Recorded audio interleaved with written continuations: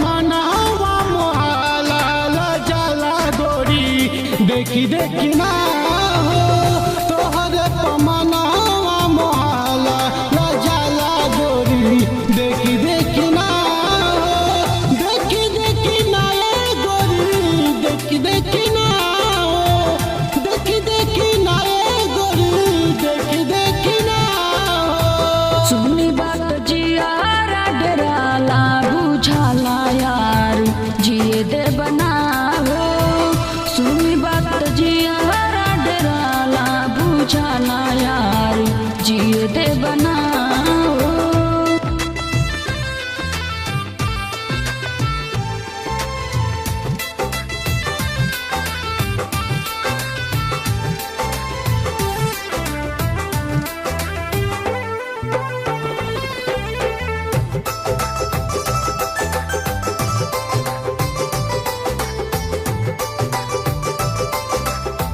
पहले रहलू प्यार यार हमके बनाई के छोड़ी काहे जालू जान हमके बिसराई के छोड़ी काहे जालू जान हमके बिसराई के।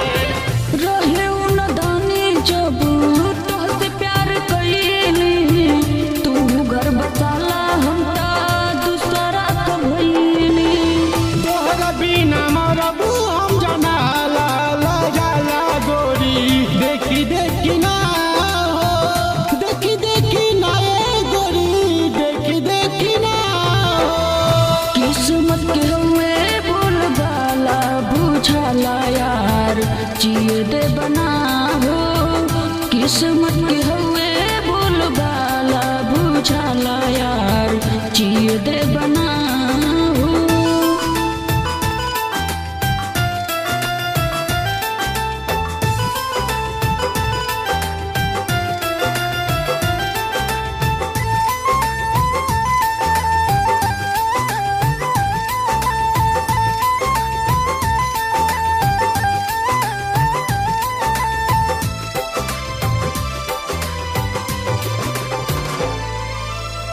किरिया तुहार हम करब नाही शादी देखी है अपने ससुर रे मोर बर्बादी देखी है अपने ससुर रे मोर बर्बादी। किस्मत के खेल में भइल नाही तोहसे छोटे शिव पलटन सोची सोची नैन बरी से।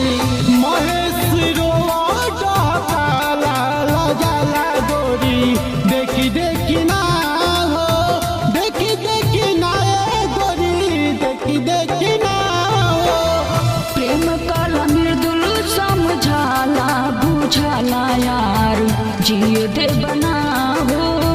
प्रेम काला मृदुल समझाला बुझाला यार जिए दे बनाओ।